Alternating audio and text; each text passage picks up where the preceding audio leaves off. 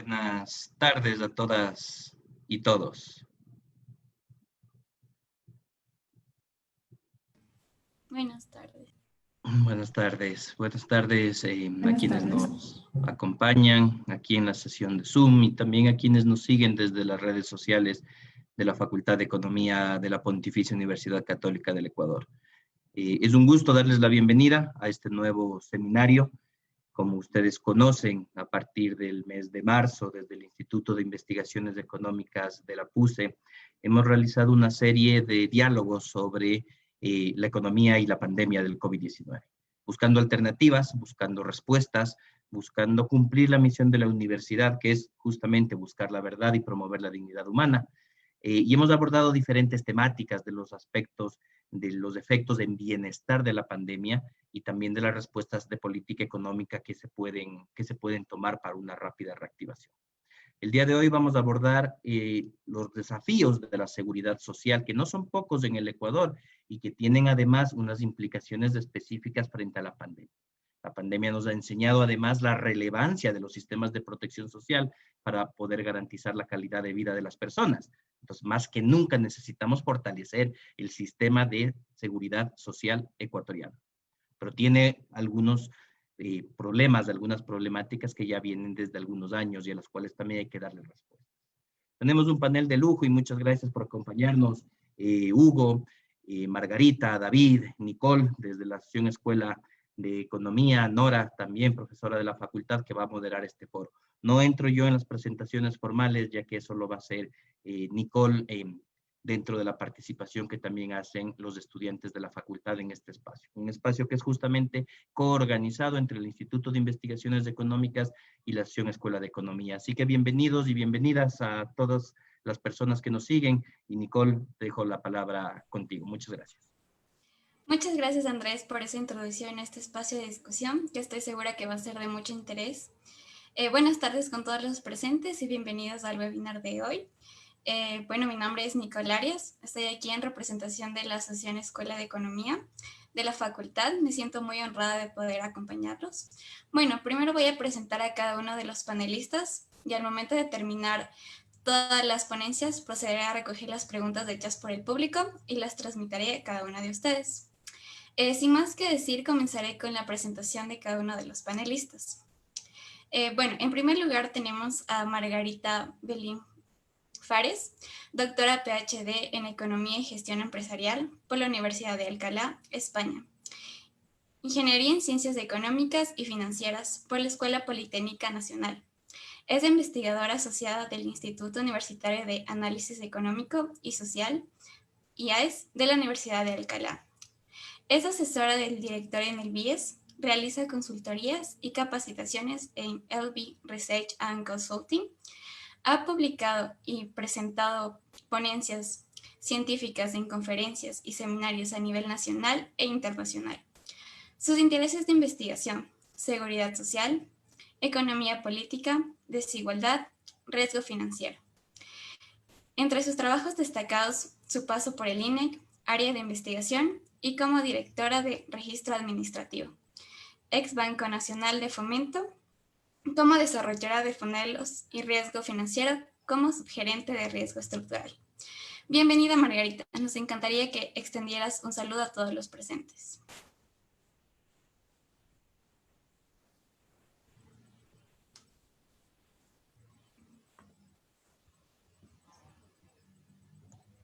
Está muteada, por favor. Perdón, muchísimas gracias, Nicole, y muchas gracias también a Andrés y a Nora por la invitación a compartir con los panelistas de lujo que tú bien has indicado, Andrés. Espero poder satisfacer en algo las preguntas que se den y el tema que se ha planteado y las preguntas que se den luego. Solamente comentar que, bueno, pues la presentación de los resultados será una verdad parcial, ¿verdad? Muchas gracias. Gracias a ti, Margarita. En segundo lugar, tenemos a Hugo Villacrés Endara, economista, posee 3 maestrías, una en Ciencias Económicas por la Universidad de Lausanne, Suiza, otra en Administración de Empresas, MBA, por la Universidad Carlos III de Madrid, España y finalmente una tercera maestría en Administración de Fondos de Pensiones por la Universidad de Alcalá, España.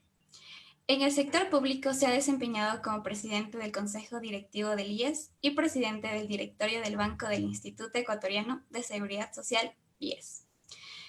Internacionalmente ha sido consejero económico en el directorio del Banco Interamericano de Desarrollo en Washington, Estados Unidos. Actualmente se desempeña como analista económico y catedrático universitario. Es miembro activo de la Sociedad Académica del Cantón de Vaud, Suiza. Bienvenido, Hugo. Muchas gracias por acompañarnos. Muchas gracias, Nicole. Muchas gracias a la Pontificia Universidad Católica del Ecuador, al Instituto de Investigaciones Económicas, a su decano Andrés Mideiros, a la Asociación Escuela de Economía, a Nicole, a Nora, a David, a Margarita, a Gaby y a todos los que estamos aquí en esta tarde para discutir un tema que creo yo que es coyuntura y estructura, que es el tema de la seguridad social, un tema que debería apasionarnos más a los jóvenes, y me gusta muchísimo la edad de la gente que veo acá, porque eso implica que realmente estamos preocupados de los temas trascendentes para el porvenir y para el bienestar del Ecuador. Gracias, Hugo. En tercer lugar, tenemos a David Jaramillo Ceballos, máster en Economía con especialización en Política Económica por la Universidad Erasmus de Rotterdam en Holanda, donde obtuvo distinción cum laude. Máster en Economía de Desarrollo por la Facultad Latinoamericana de Ciencias Sociales, FLACSO. Obtuvo su título de economista en la Pontificia Universidad Católica del Ecuador. Actualmente es oficial nacional en Ecuador de la oficina de OIT por los países andinos. Su experiencia se ha centrado en la política pública en varios ámbitos. Ha sido consultor económico de CAF para la asistencia técnica a Ecuador en política fiscal, tributaria, calidad de gasto y protección social. En el sector público, ha ocupado cargos de gobernanza en varias instituciones del sector social y del sector seguridad. Como docente, ha impartido cursos dentro de finanzas públicas a nivel de maestría, teoría de juegos, microeconomía, comercio exterior y estadística avanzada. Bienvenido, David. Un gusto tenerte en esta tarde. Gracias, Nicole. Permítanme el atrevimiento de decirles o de sentirme en casa, porque como bien lo has dicho, como exalumno o casi uno nunca deja de ser alumno de la Pontificia Universidad Católica del Ecuador, así que realmente es un doble honor el poder estar en esta mi casa. Así que me siento muy, muy honrado y muy feliz de poder estar en este espacio. Y así como dijo Hugo, las distintas edades y por el público que estoy viendo en este momento, qué bueno que podamos conversar de un tema que finalmente nos corresponde a todos en todas las etapas de la vida. Así que feliz y contento de poder compartir las experiencias y las responsabilidades que tenemos. Qué gusto. Bueno, en cuarto lugar tenemos a Nora Fernández, maestra en Economía de FLACSO, sede de Ecuador y economista de la Universidad de Guayaquil. Ha sido directora del Centro de Derechos Económicos y Sociales, coordinadora del Programa de Justicia Fiscal y Desigualdad para América Latina y el Caribe, de Oxfam Internacional. Docente investigadora en el IEN, en la Universidad Técnica de Ambato. Actualmente es docente y coordinadora del área de vinculación con la Sociedad de Facultad de Economía, PUSE. Coordinadora del Grupo de Trabajo Energía, Desarrollo Sustentable de CLACSO. Investigadora asociada del Instituto de Estudios Ecuatorianos y miembro del Consejo Editorial de la revista Economía de la UCE. Líneas de investigación, cadenas globales de valor y su impacto en los territorios. Capitalismo rentista y economía feminista. Bienvenida, Nora. Un placer que nos acompañes como moderadora en esta tarde. Muy buenas tardes, Nicole. Muy buenas tardes, colegas, y a todas las personas que nos acompañan el día de hoy. Bueno, para mí es un gusto. Empiezo la moderación, Nicole, ¿cierto?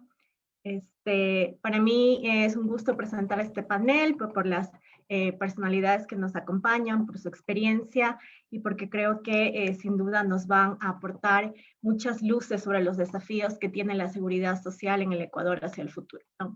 Cuando hablamos de la seguridad social en el país, estamos hablando de protección social, hablamos de cuidado, hablamos de pensiones, hablamos de acceso a préstamos, hablamos del futuro de la población, ¿verdad? Hablamos sobre todo de cuál es la situación del empleo en el país. Sabemos que quienes tienen acceso a la seguridad social en el país son aquellos que en su mayoría tienen un contrato o pertenecen o desarrollan sus actividades productivas como empleados de manera formal, ¿no? Y ahí este solo hecho de que son los que tienen un empleo formal quienes mayoritariamente están afiliados a la seguridad social, ya nos plantea un panorama de cuáles son los retos. Sin duda, la pandemia pone muchos retos con respecto a cosas que ya se venían discutiendo, ¿no? En los últimos años. Una de esas es la sostenibilidad de la seguridad social, ¿verdad? Eso tiene que ver con la edad de nuestra población, con la edad que tienen nuestros afiliados. Y ahora la pandemia, por la contracción que ha habido en la demanda y la contracción que ha habido en la oferta ha generado una serie de separaciones de empleados que tenían su contrato y han tenido que terminarse sus contratos y no pueden seguir laborando, la disminución de las horas de trabajo, ¿verdad? Nuevos acuerdos entre los patronos y los trabajadores para mantener su afiliación a la seguridad social, ¿sí? Entonces, eso pone mucho más el debate sobre la seguridad social, sobre su futuro, sobre cómo hacemos que este modelo de seguridad social, que ya tenía problemas de sostenibilidad, por lo menos eso era lo que se venía debatiendo, se recupere, ¿no? Y ahí están un poco los retos que nos pone en este momento la pandemia. Y ahí es un gusto tener a estos expertos que sin duda nos van a dar una muy buena perspectiva y sobre todo nos van a dar luces de hacia dónde llevar el debate y hacia dónde llevar las propuestas de la seguridad social del país. Yo les voy a ir dando la palabra, cada uno tiene 15 minutos para su presentación, les voy a poner el cronómetro y les pido por favor seamos respetuosos del tiempo para que tengamos suficiente espacio luego para un intercambio rico entre nosotros y poder contestar las preguntas del público, ¿sí? Yo le voy a pedir en primer lugar a Margarita Belín que por favor nos acompañe con su presentación. Bueno, muchas gracias, Nora. Voy a empezar a compartir mi pantalla, por favor, si me dejan saber. A ver.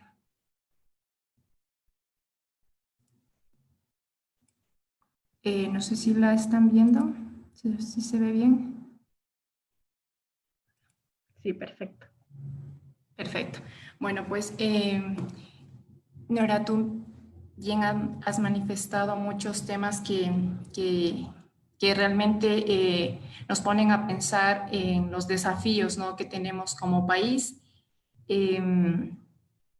Yo en esta presentación voy a primeramente hacer una introducción un poco de corte conceptual. Tú has mencionado ya algunos puntos para luego pasar a responder las preguntas o posibles propuestas y alternativas que deberíamos plantearnos para finalmente concluir. Bien, es súper importante saber que ha habido una transición desde conceptos, ¿no? Antes de seguridad social se llamaba seguro social, pues esto es muy bien conocido que nació más o menos en 1889 en Alemania con Bismarck, y eso más o menos se mantuvo, digamos, este nombre hasta 1935, que después de la Gran Depresión en Estados Unidos sale la ley de la seguridad social y se empieza a considerar ya este concepto, ¿no? Y donde básicamente encierra todo el tema de salud, de enfermedades, también de un seguro contra la vejez, contra la invalidez y algunos otros temas. Y finalmente ahora está habiendo una transición de este concepto, sobre todo en términos de cobertura y de universalización, de tal forma que todas las personas puedan tener acceso a esa seguridad, a tener esa confianza para tener un un bienestar, ¿no? Porque ya se empieza a hablar del estado de bienestar de las sociedades, y en el 2000, que es más o menos donde se empieza a hablar de protección social. Y bueno, pues simplemente traer a colación que las instituciones que forman parte del sistema de seguridad social, pues desde el IES, que estaría enfocado básicamente en lo que es la ciudadanía, ISPOL para los policías, ISFA para las Fuerzas Armadas, y bueno, pues dentro de IES sería todas las personas que contribuyen, que hacen una aportación, ¿no? Y que les llamamos contribuyentes. Y por el lado, digamos, de no contribuyentes o no contributivos, estarían el Ministerio de Salud Pública y también el MIES, ¿no? Le he subrayado con negrilla al IES porque básicamente me centraré un poco más en lo que es contributivo.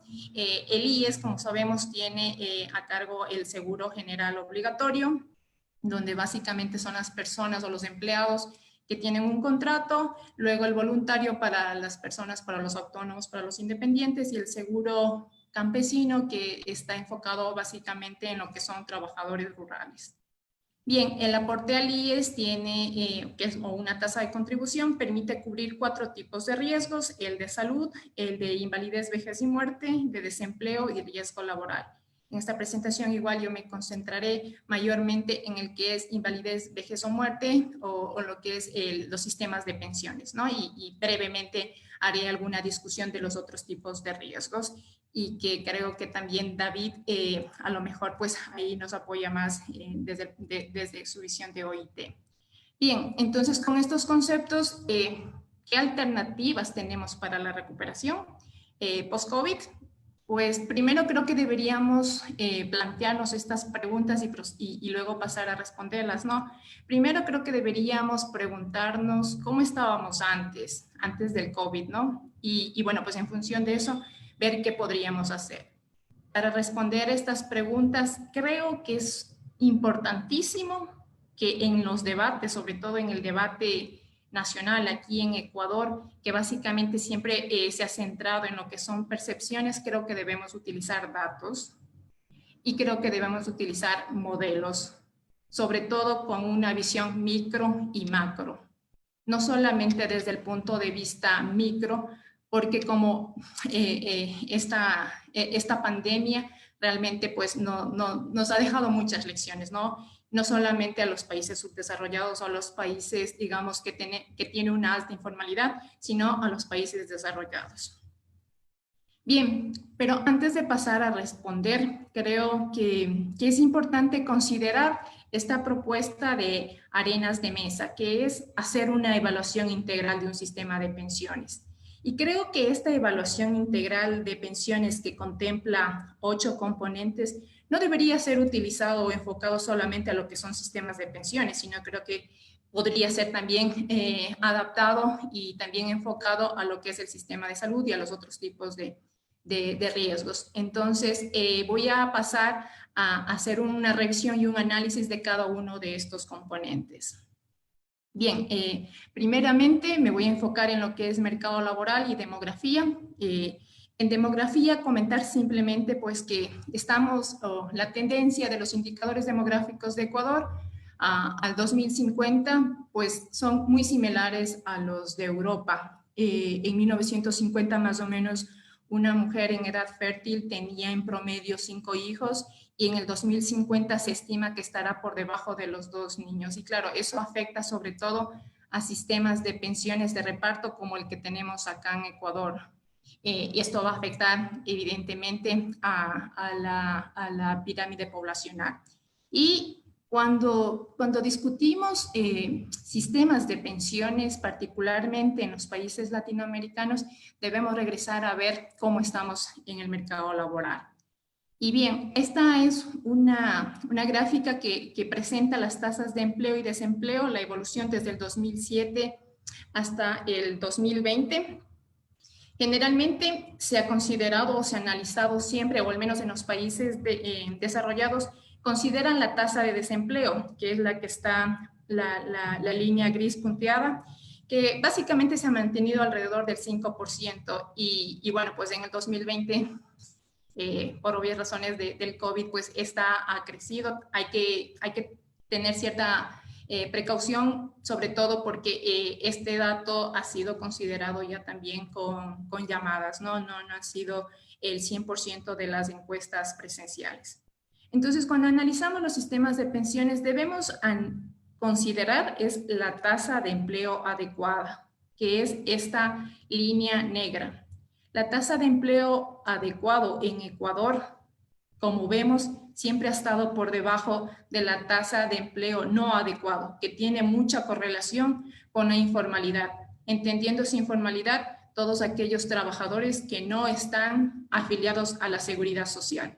Y vemos que tan solo en el 2014 ha podido sobrepasarla. Entonces, este es un gran desafío para el país que viene siendo no solamente ahora por la pandemia, que evidentemente la pandemia pues nos pone muy por debajo, donde básicamente de la población económicamente activa, del 100% de la población económicamente, tan solo el 22% tiene un empleo adecuado y que está bastante correlacionado con la afiliación, ¿no?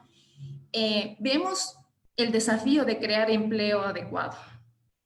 Y esa es una pregunta, o sea, vemos que en época que probablemente tuvimos la oportunidad, no se logró crear o no se logró, digamos, sobrepasar esta línea. Entonces, este es un gran desafío que nos pone a pensar mucho, ¿no?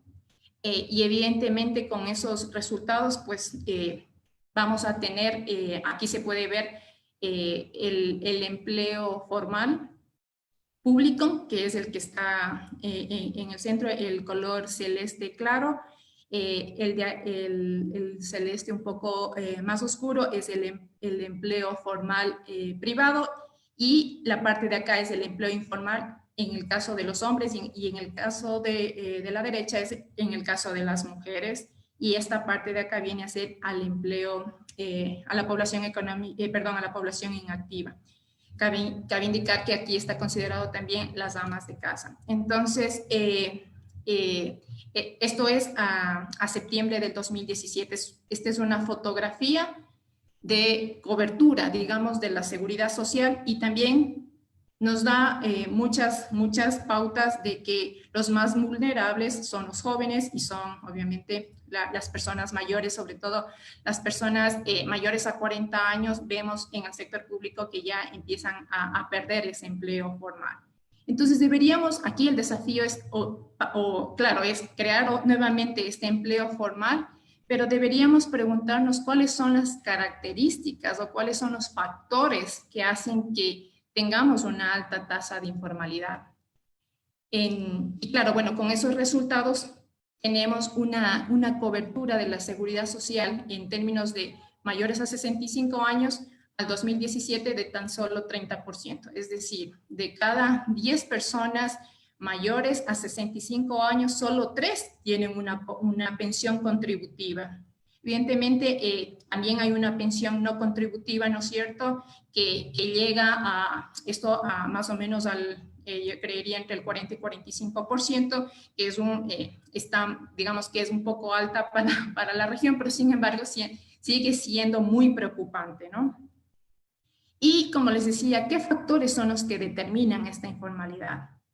Entendiéndose nuevamente que no tienen una cobertura de la seguridad social. Entonces aquí, a través de un modelo de regresión logística y utilizando la ENEMDU 2017, se pudo determinar que los principales factores que determinan la informalidad es el tipo de contrato, es el que mayor peso tiene en la probabilidad de que un empleado tenga un empleo informal. Luego está la edad, y donde los jóvenes son más vulnerables, y en tercer lugar está la educación. También hay otros factores como la etnia, como la región, y como también, bueno, algunos otros factores que no son tan significativos. Y aquí aquí ya nos deja un desafío para pensar en una reforma laboral, y a lo mejor hablar siempre de un solo tipo de contrato para no hacer esta discriminación. Y luego también en términos de educación, podemos ver que finalmente las personas que tienen más educación, pues no son las que tampoco tienen un empleo formal. Entonces, ¿qué alternativas, soluciones? Bueno, pues principalmente es identificar claramente estos problemas con propuestas y con estudios que nos permitan cuantificar esos impactos. Nuestro sistema lamentablemente ha sido pensado para un mercado de trabajo, más adelante voy a contar un tema de la institucionalidad, y creo que las posibles alternativas, utilizando sobre todo ejemplos de otros países, es como el Perú, por ejemplo, es dar información sencilla sobre la importancia del ahorro futuro. Por ejemplo, en Perú, el 12% de trabajadores de las microempresas, estoy en el estudio de Andrea Bernal, lograron afiliarse a la Seguridad Social solamente con una información sencilla, dándoles capacitación, haciendo divulgación entre los microtrabajadores. Luego, en el estudio de Javier Jara, podemos ver que el 10% de los informales, si es que en Ecuador nos concentramos en el 10% de los trabajadores informales, el IES en este caso podría tener una captación del 1.99% del PIB. Y esto, por ejemplo, ya solucionaría el problema del déficit que ahora mismo se tiene, que es alrededor o cercano a los 2.000 millones. Luego, otra alternativa es usar las plataformas digitales e implementar débitos automáticos. En el caso del Perú, que aplicaron a los empleados de Cabify, lograron captar de un 16 a un 20%. Y finalmente, dar incentivos financieros como el copago o matching contribution a los jóvenes. Esto lo que haría es disminuir, obviamente por un lado, incrementar la afiliación y por lo tanto la cobertura a la seguridad social. Y aquí los resultados para el caso de Perú muestran que de un 15 a un 18% de los jóvenes decidirían afiliarse, porque hay este incentivo, y luego pues esto también ayudaría a disminuir el subsidio a las pensiones. Bien, los otros tres factores que voy a pasar a analizar son, y que no han sido considerados, que no están en el debate, es la pobreza, desigualdad y dimensión de género. Bien, dentro de la desigualdad, utilizando datos de la INEMDUM, vemos que del 2007 al 2017 hubo una reducción de la desigualdad en el caso de las mujeres. Porque claro, obviamente hubo un crecimiento de los ingresos, y luego la pensión, el cálculo de la pensión, la fórmula de la pensión está asociada a los ingresos, y evidentemente esto iba a permitir. Sin embargo, en el caso de los hombres hay un incremento. Esto aparentemente es bajo, ¿no? Pero solamente considerando los jubilados del sistema contributivo. Si es que les incluimos a los del sistema no contributivo, evidentemente esta desigualdad va a crecer considerablemente, y en el caso de los hombres sube un 10% y en el caso de las mujeres un 6%, 6 puntos, perdón, en el coeficiente de Gini. Hay que mencionar que la media en la OECD del coeficiente de Gini es de 0.16. Y luego el otro tema es el de la pobreza, que para el caso de Ecuador, los mayores a 65 años tienen, digamos, tienen bastante densidad con respecto a toda la población, cerca más o menos del 75%. Y por este tema, o por la pandemia del COVID, de acuerdo a Pablo Casalí, tenemos en Ecuador cerca de 2.1 millones de nuevos pobres. Y bien, ¿cuáles podrían ser las alternativas? Nuevamente, ¿no? Regresando para la recuperación. Es justamente, y como decía, deberíamos utilizar datos y modelos. Aquí les quiero presentar los resultados de un modelo de microsimulación que utilicé, que permite responder a la pregunta es, ¿cómo trata el sistema de pensiones a una corte de trabajadores de 18 años actualmente, utilizando probabilidades de supervivencia y utilizando la INEMDU a 2017? Lo que se hizo aquí es construir un historial laboral ficticio, porque obviamente no se tienen acceso a las bases de datos, y se calculó el coeficiente de Gini para el sistema de pensiones. A nivel total vemos que hay sería igual al 27.18%, pero si es que la alternativa de considerar, en lugar de considerar solamente 5 años, consideramos 15 años, este coeficiente de Gini se vería reducido en alrededor de 13 puntos porcentuales. Y obviamente si es que ampliamos ese número de años que se consideran para el cálculo de la pensión a 25 años, esto va a ser menor. Por otro lado, otra de las alternativas es considerar un sistema mixto donde sea una contribución definida con riesgo bajo o riesgo moderado o riesgo alto, y aquí tienen los resultados. Entonces hay algunas alternativas que ya se las están planteando y que se las podría implementar. Obviamente que esto requiere de decisión política, ¿no? Y aquí podemos ver gráficamente cómo se vería esa redistribución de la pensión.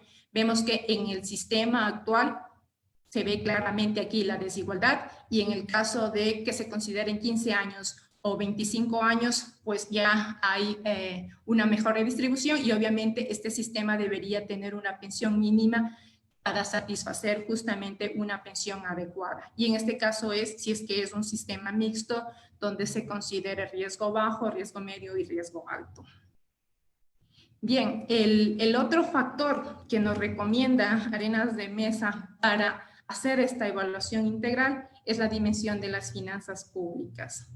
Y bien, aquí, si es que queremos realmente hacer un análisis en cuanto a la dimensión de finanzas públicas, deberíamos considerar modelos de equilibrio general y de generaciones solapadas, porque un sistema de pensiones habla o trata de un acuerdo intergeneracional. Al principio han manifestado tanto Nora como Hugo, pues que este es un tema de jóvenes, ¿no es cierto?, que luego nos haremos viejos. Es un tema también, digamos, de las personas adultas mayores que también viven ahora más años. En el tema demográfico se está viviendo más porque se ha mejorado mucho la medicina, y también este es un tema para las futuras generaciones. Los que están naciendo ahora están firmando un contrato intergeneracional que no saben si finalmente luego se va a poder cumplir con ellos. ¿Y por qué se deberían utilizar estos modelos? Porque estos modelos justamente nos van a permitir los impactos en variables macroeconómicas y de bienestar económico.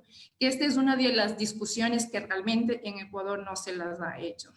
Entonces, aquí también utilizando este modelo de equilibrio general con generaciones solapadas, y al año 2014 hice unas simulaciones de tal forma, de unas reformas paramétricas, considerando justamente esta ampliación del tiempo para el cálculo de la pensión, de tal forma que se reduciría evidentemente la tasa de sustitución, resultaría en un crecimiento económico y también en ganancias económicas significativas. El modelo también presentó que que en Ecuador tenemos una estructura impositiva que no es transparente. Finalmente, son impuestos ocultos, porque el 40%, de acuerdo a Montoya et al., termina siendo un 70% de subsidio a una pensión contributiva. Ecuador tiene, este 70% está por encima de la media de América Latina, que es más o menos en 28%, estamos 42 puntos porcentuales por encima de la media de América Latina. Luego, este 40% de aporte del Estado al sistema de pensiones contributivo, de acuerdo a la Proforma 2020 que se trató en noviembre del año pasado, representaba el 3.53% del presupuesto del Estado, un 19% del total del déficit fiscal y más del 100% del valor asignado a la educación. Entonces aquí tenemos otro desafío también como país para replantearnos o para pensar qué es lo que podríamos hacer.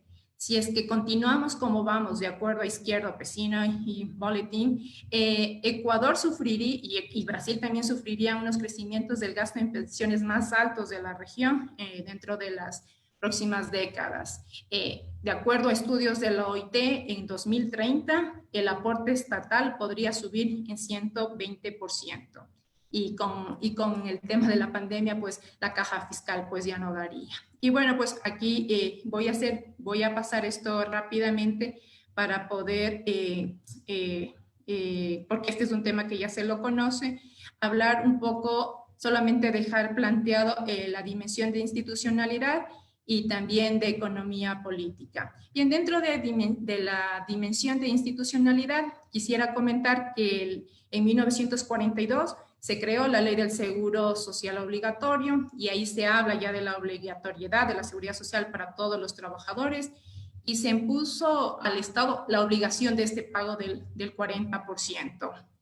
Aquí deberíamos, y esa decisión se tomó en 1942 cuando más o menos la población de Ecuador era de 3 millones. Ahora estamos cerca de 18 millones y yo creo que como sociedad no deberíamos permitirnos continuar con las mismas leyes. Voy a pasar de los ejemplos para no tardar mucho. Y Margarita, estamos ya pasados del tiempo. Es que si pudieras ayudarnos concluyendo. Gracias. No sé si es que puedo pasar a concluir. Sí, sí. Ya, perfecto. Bien, entonces, los desafíos alternativas que más o menos de lo que he presentado es, si es que queremos hacerlo realmente bien, deberíamos pensar en un análisis integral, desde institucionalidad, aquí analizar el código de trabajo, pensar en un equipo multidisciplinario y que las propuestas que se hagan o la implementación de las propuestas que se hagan por fases, porque este es un tema de largo plazo. Se podrían hacer en tiempos de corto, pensar en tiempos de corto, mediano y largo plazo, de tal forma que se pueda garantizar la sostenibilidad. Y ahora se habla de 3 tipos de sostenibilidad, donde se considere una cobertura adecuada, suficiencia de las pensiones y sostenibilidad financiera. Pensar aquí siempre en que hay un acuerdo intergeneracional. Luego, las propuestas nuevamente deberían utilizar los datos. Se puede hablar aquí de una muestra continua de vidas laborales como se tiene en España, para que los investigadores, para que las universidades puedan utilizar eso y puedan hacer propuestas a la ciudadanía, ¿no? Y que puedan obviamente utilizar y hacer modelos, ¿no? Y esto debería ser una evaluación continua permanente. Y otro de los factores aquí que no nos debemos olvidar y que me parece muy buena iniciativa de estos webinars, y creo que también desde la Facultad de Economía hablar mucho o pensar mucho también en lo que es divulgación para poder llegar a más personas y poder contarles cómo es nuestro sistema. Y aquí a lo mejor plantearnos también una asignatura de mercado laboral. No sé si es que ahora lo tienen, pero en 2018 que lo revisé, en Ecuador no teníamos una asignatura como tal. Y siendo un país con una alta informalidad, yo creo que nos deberíamos plantear. Y bueno, pues aquí también queda pendiente el tema de la economía de la salud, ¿no es cierto? Ahora se habla mucho de lo que es economía de las pensiones, como les manifesté, se tiene que pensar a nivel macro. Creo que por ahora voy a dejar ahí y si es que hay alguna pregunta, pues regreso a alguna de las presentaciones que se me pasó. Muchas gracias, Nora, y perdón por haberme extendido. Muchísimas gracias, Margarita. Voy a pedirle ahora a Hugo Villacrés que nos ayude con su intervención. Yo para no tener que interrumpirles mientras hablen, cuando se acerque el tiempo, se acerque la culminación del tiempo, les voy a mostrar mi bufanda roja para que sepan que ya se está acercando el límite de tiempo y puedan ir concluyendo. Gracias. Estimado Hugo. Muchas gracias, Nora. Margarita, David, un gusto compartir con ustedes este espacio. A ver, vamos a hablar un poco del tema de seguridad social, que como decíamos, es un tema que abarca todas las generaciones. Si bien es cierto, yo siento que la juventud se ha preocupado poco de seguridad social, sí dice von Bismarck en el siglo XIX, la seguridad social es la única institución que acompaña a los seres humanos desde que nacen hasta que mueren, e inclusive después de la muerte a través de sus deudos. Entonces queda claro que la seguridad social es transversal a todos los hogares. Hablar de seguridad social también es hablar de uno de los temas que es importante alrededor de protección social y es el tema de pobreza, ¿no? Porque la seguridad social, la protección social vienen atadas a la pobreza. Yo les quiero, o mejor dicho, a reducir la pobreza, atadas al concepto. Yo les quiero un poco contar cómo funciona el Instituto Ecuatoriano de Seguridad Social, en efecto. ¿Por qué? Porque concentra más del 90% de las jubilaciones en el Ecuador. Y para eso vamos a hablar de un sistema de seguros, un sistema que abarca 5 seguros y que tiene 2 fondos.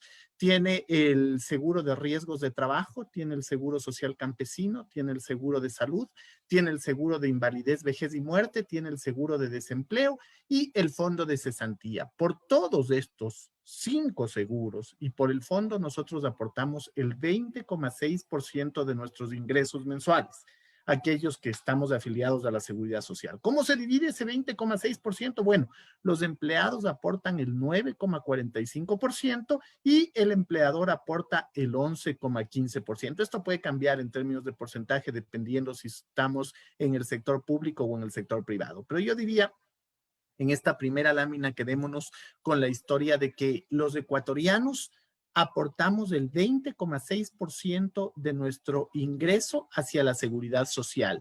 Y de ese 20,6% que aportamos, alrededor del 10%, un poquito menos, va al seguro de pensiones. Para mí el seguro de pensiones es la razón de ser en sí de la seguridad social, es buscar una vida más digna para las personas alrededor de todo el tiempo de vida, como vamos a ver más adelante. El IES, entonces, es una administradora de 5 seguros, tiene 2 fondos, también el fondo de reserva. A partir del 13º mes con el mismo empleador, ustedes empiezan a recibir el fondo de reserva. Antes era condición sine qua non que este se acumule, ahora a la inversa. Normalmente este se entrega en los sueldos y solo el que desea firma una carta que mediante la cual autoriza que sea el IES la institución administradora de este fondo de reserva por 3 años. A partir del 3er año se lo puede retirar o se puede decidir acumular otros 3 años. ¿Quién es la institución que administra todos los fondos del IES? Bueno, a partir del 2010, el BIES, el Banco del Instituto Ecuatoriano de Seguridad Social, que administra las reservas de los seguros y los fondos individuales. Adicionalmente, administra los fondos complementarios cerrados, esto a partir del 2015. ¿En qué invierte? Invierte en temas privativos y temas no privativos. Dentro de los temas privativos tenemos créditos hipotecarios, créditos quirografarios, créditos prendarios. Dentro de los temas no privativos, papeles de renta fija, renta variable, públicos o privados.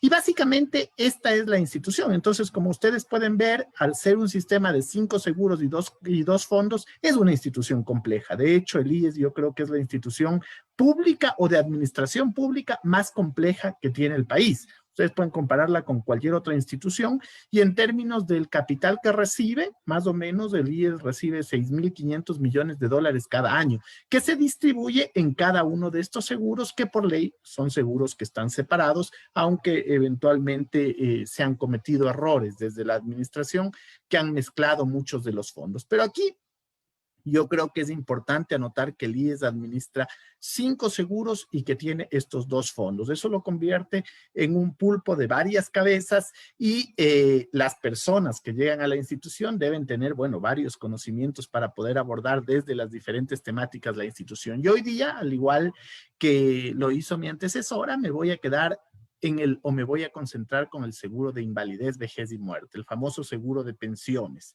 ¿Por qué? Porque, como les dije hace un momento, entiendo yo que es la razón de ser de la seguridad social sin descuidar los otros seguros. Me parece importante riesgos de trabajo, me parece importante el seguro de salud, me parece importante el seguro social campesino, aunque siempre quedará la reflexión, y les suelo decir yo a mis alumnos, porque ahí voy a hacer una cuña, la Facultad de Economía de la Católica creó el 2015 la Cátedra de Seguridad Social. Y desde el 2015 ha venido hasta la actualidad entregando esta cátedra para que estudiantes, economistas se formen en seguridad social. Y yo siempre hago esa gran pregunta y digo, si en la década de los 60 se creó el seguro campesino, ¿eso implica que hay un seguro citadino también? Y que existen diferencias entre el seguro campesino y el citadino. Los citadinos tenemos que atendernos en las ciudades y los campesinos en el campo. Bueno, creo que son esos conceptos los que desde la historia del IES son necesarios refrescar. Y refrescar porque necesitamos una sociedad más justa, más equitativa, una sociedad igualitaria. Y bueno, entremos en tema del seguro de pensiones. Entonces, una de las cuestiones fundamentales que afecta al seguro de pensiones es el número de contribuyentes que tenemos. Y es así que yo he realizado una serie histórica acá desde el año 2000 hasta el 2020, básicamente en 2 gráficos diferentes para analizar evoluciones. Pero yo les diría que si analizamos desde la década de los 30 del gobierno de Isidro Ayora, cuando nace la seguridad social, podríamos decir que desde 1930 hasta el 2007, la seguridad social logra conseguir 1,5 millones de afiliados. Entre el 2007 y el 2014, este gráfico que está aquí en rojo, se duplica el número de afiliados. Pasa de 1,5 millones de afiliados a más de 3 millones de afiliados. Bien decía mi antecesora, en el 2014 fue en el año en donde llegamos a tener una mayor cantidad de afiliados al Seguro General Obligatorio. Aquí yo lo tengo con amarillo. El año precisamente en que tuvimos el gusto de estar liderando el tema de seguridad social. Después ha tenido algunos altibajos, pero digamos que se ha mantenido alrededor de los 3 millones. ¿Por qué es importante esto? Porque fíjense qué es lo que está pasando. Si nosotros tenemos 3 millones de afiliados a la seguridad social y tenemos más o menos en 8 millones la población económicamente activa, eso implica que hay una gran cantidad de gente que no está aportando a la seguridad social, y eso se debe a el sector laboral ecuatoriano. Me gusta mucho hablar de sector laboral porque creo que en el mercado se transan bienes y servicios, mientras que el sector laboral es intrínseco del ser humano. Entonces prefiero hablar de sector que de mercado. Pero aquí sí me concentro en el sector laboral. Fíjense, tengo datos últimos también, igualmente, que fueron presentados hace un momento, porque vale la pena volverlos a revisar. ¿Por qué? Porque básicamente es un espejo, ¿no? Lo que ocurre entre el empleo y lo que ocurre con el desempleo. Pero claro, si nosotros por un momento vemos que ha habido una reducción del empleo adecuado, también ha habido un incremento del desempleo. Evidentemente, estos datos de aquí no los vamos a tener en cuenta porque fue la ENEMDU telefónica que arroja resultados totalmente tergiversados, que son los de junio del 2020. No tiene sentido comparar 2 tipos de estadística diferente. Entonces, aquí nos vamos a basar en la estadística que normalmente se hace en la ENEMDU y algunos datos para sacar a conclusión. La PEA, o la población económicamente activa en el Ecuador, es de 7.800.000 a septiembre del 2020. De esta PEA, 2,5 millones de personas tienen empleo adecuado y por tanto aportan a la seguridad social. El resto de personas no aportan a la seguridad social y entonces no están ahorrando. Y si no están ahorrando, no van a tener derecho a una jubilación en el futuro. Y esta es como la primera gran interrogante o el primer gran problema al que nos vemos abocados. Y aquí, a mí lo que me interesa es el empleo adecuado. Me interesa saber cuántas personas realmente están ahorrando para llegar a tener una pensión contributiva. Y otro tema que debería interesarnos a fondo es cuánta gente está subempleada. Aquí tenemos más de 1.800.000 personas que están subempleadas, que no están aportando a la seguridad social y que en el posterior o en el futuro inmediato podrían convertirse en un problema en varios temas para, en general, la protección social y para las políticas que tiene que hacer el Ejecutivo. Entonces, yo sí considero ahí importante analizar el empleo adecuado y cómo promover el empleo adecuado, porque la promoción del empleo adecuado ayuda a reducir pobreza, pero también ayuda a que la gente pueda tener una pensión en el largo plazo. ¿Qué es lo que pasa o resultado de esto? Fíjense lo que tenemos en la actualidad. Aquí en las barras en negro se ve la cantidad de gente que recibe una pensión mayor de 60 años. Es decir, todo lo que está en plomo son las personas que no reciben una pensión al 2018 y acá al 2020, mientras lo que está aquí en esta parte, que es cerca del 1/3, es del 27, el 28% de personas mayores de 60 años tienen derecho a una pensión. ¿Qué pasa con el resto de personas? ¿Qué pasa con aquellas personas que no tuvieron la capacidad de ahorrar? Porque aquí no es un tema de gustos, es un tema de que muchas personas viven con $1.90 a diario dice Pablo Casali cómo se ha incrementado la pobreza a nivel de América Latina y cómo se ha incrementado esta pobreza en el Ecuador.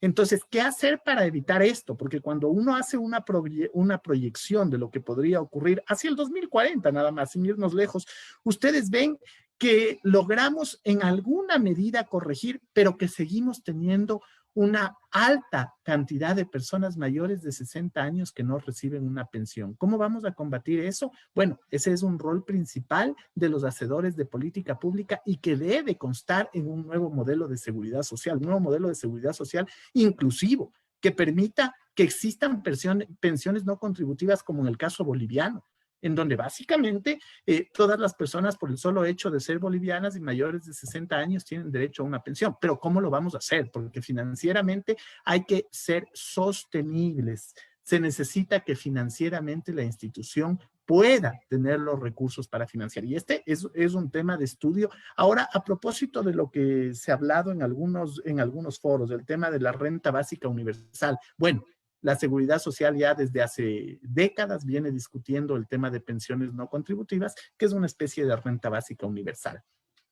Acá simulo un poco qué pasaría con las personas cuando contribuyen para ver en dónde está el problema del seguro de pensiones. Hablemos de una persona que contribuye sobre $700, que es el promedio de contribución a la seguridad social. Esta persona aporta al seguro de invalidez, vejez y muerte alrededor de $69. Su ahorro solo por capital sería $24,000 alrededor de 30 años. Si le sumamos los intereses a una rentabilidad promedio del 7%, son $59,000. El total que la persona acumula en toda su vida, asumiendo que se va a jubilar con 60 años y 360 imposiciones. Acordémonos que en el Ecuador hay 4 maneras de jubilarnos.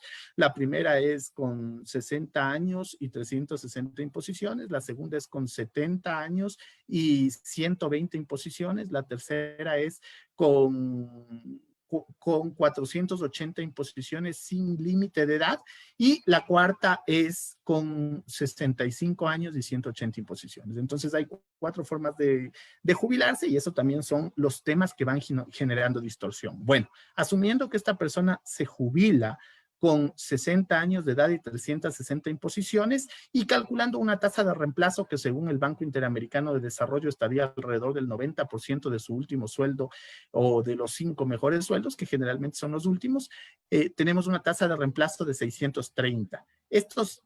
Pagando un sueldo de $630 sin que suba, manteniéndolo estático, por estática comparativa, como sueldo de jubilado, si dividimos los $84,000 que la persona acumuló, si fuera un sistema de cuenta individual, tendría 134 pensiones. 134 pensiones le alcanzaría para 11 años, asumiendo que el Estado se hace cargo de pagar la 13ª y 14ª remuneración, que actualmente están también incluidas en los pensionistas. Lo que quiere decir que si esta persona se jubila a los 60 años, le alcanzaría sus ingresos para cubrir la pensión hasta los 71. Y entre los 71 y los 78, que es la esperanza de vida en el Ecuador, ¿qué pasa? ¿Qué pasa con los 7 años? Bueno, en esos 7 años lo que sucede es que seguramente quien tiene que pagar las pensiones es el sistema. Por eso el nuestro es un sistema de ahorro y reparto con beneficio definido. Hay algunos temas que son importantes, voy a tratar de resumir para no demorarme tanto, pero bueno, aquí tenemos otra de las variables en el caso ecuatoriano, que es el tema demográfico. Vemos cómo evoluciona la pirámide desde 1960 hasta el 2050. En 1960, fíjense que eran muy pocas las personas mayores de 60 años. En el 2050, evidentemente crece la gente mayor de 60 años, aumenta la esperanza de vida, se reduce la tasa de fecundidad, la tasa de natalidad. Esto hace que entre el 2020 y el 2050 se termine el bono demográfico. Este fin del bono demográfico va a poner presión sobre las circunstancias fiscales o las circunstancias financieras del fondo de pensiones. ¿Por qué? Porque fíjense, al 2020, más o menos, y aquí es interesante porque cómo va evolucionando el número de activos por cada jubilado. Bueno, aquí al 2020 teníamos, cuando iniciamos, 7 activos por cada jubilado. Actualmente tenemos alrededor de 5 activos por cada jubilado.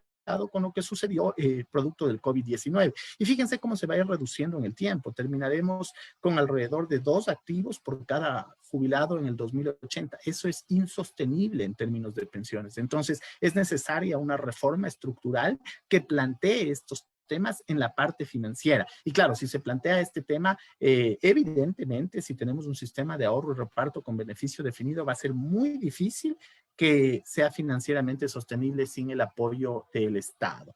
Acá tenemos la utilización. Fíjense, este es una, digamos, esta es una correlación importante porque tiene la variación quinquenal del PIB en el eje de las abscisas, en el eje de las ordenadas, tiene la variación de los afiliados a la Seguridad Social. Y aquí hay un tema bien interesante.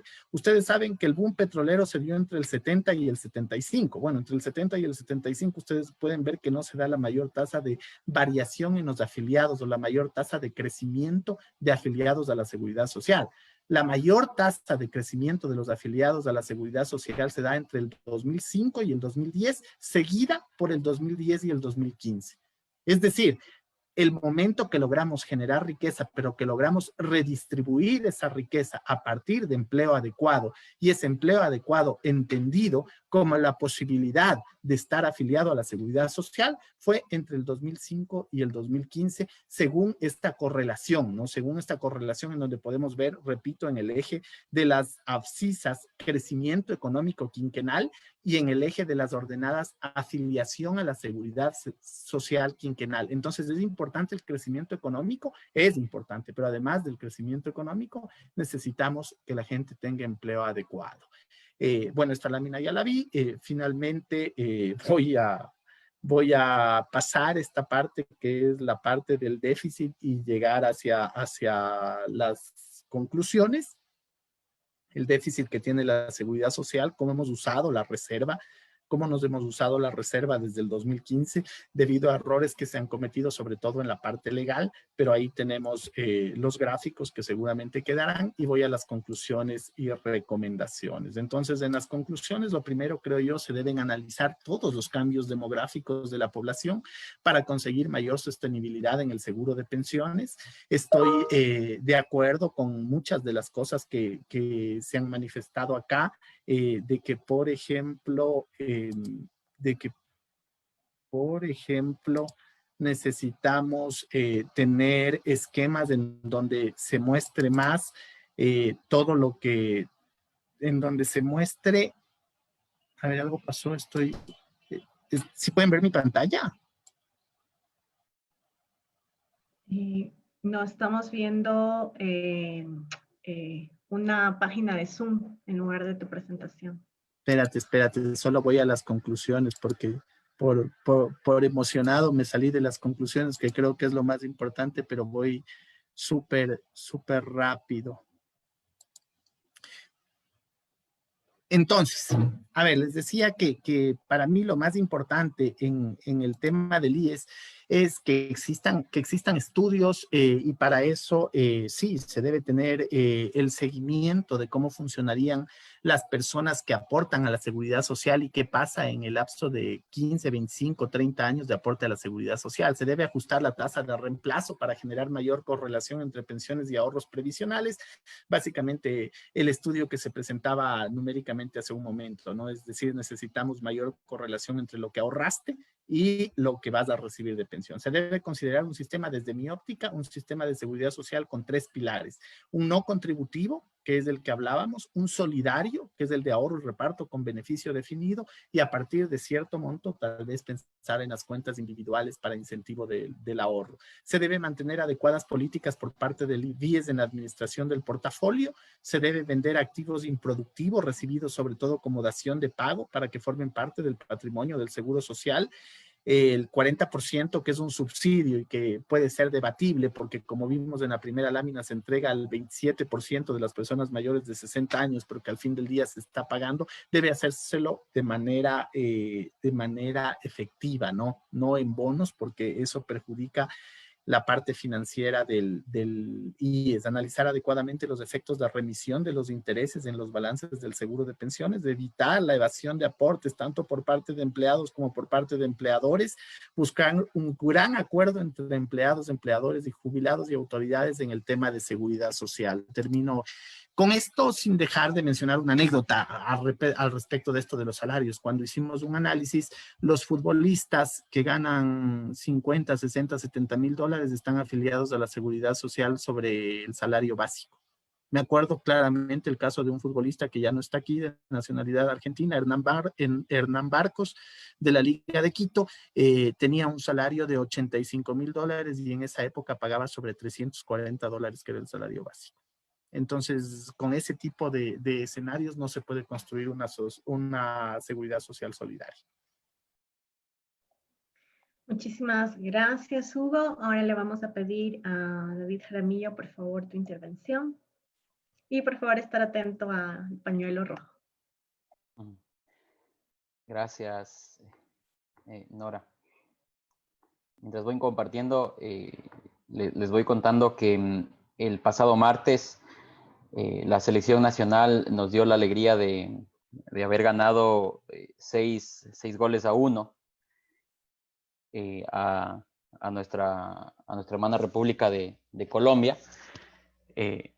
Y me dio la afortunada metáfora o analogía de lo que de hecho Hugo también mostró en los datos, con obviamente ciertas diferencias naturales de los modelos que se utilizan para los cálculos, pero si se puede usar en aproximaciones, hoy por hoy el número de personas que cotizan, que pagan afiliaciones al IES es 6, y esas 6 personas colaboran, digamos, a la pensión de una persona, ¿no? Ese 6-1 del partido Ecuador-Colombia.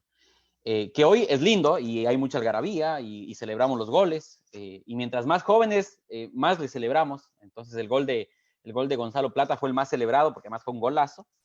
Y mientras más joven, además, a veces cometemos errores aún más infantiles, si se quiere. Se sacó la camiseta y nos sacaron amarilla y después le sacaron la roja. Y eso nos puede estar pasando en la seguridad social. Vale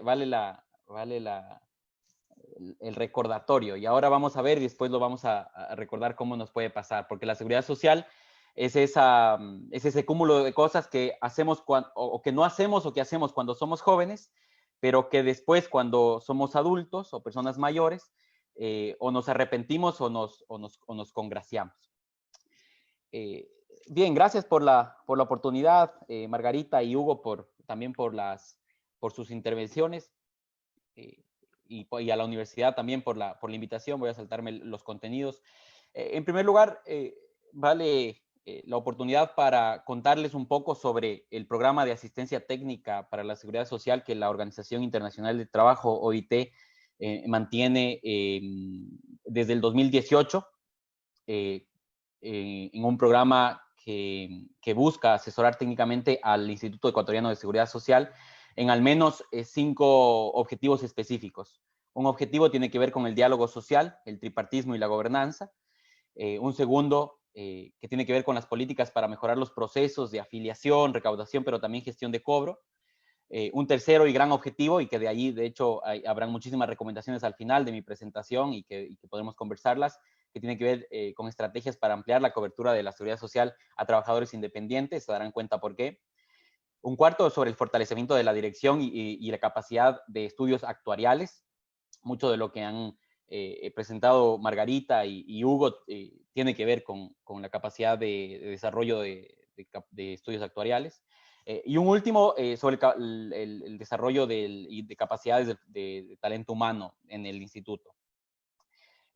Dentro del objetivo 1 de este programa de asistencia técnica que la OIT está llevando a cabo en Ecuador, que tiene que ver con el diálogo social, el tripartismo y la gobernanza, a partir del 2019, la OIT fue requerida para facilitar el proceso de diálogo por la seguridad social.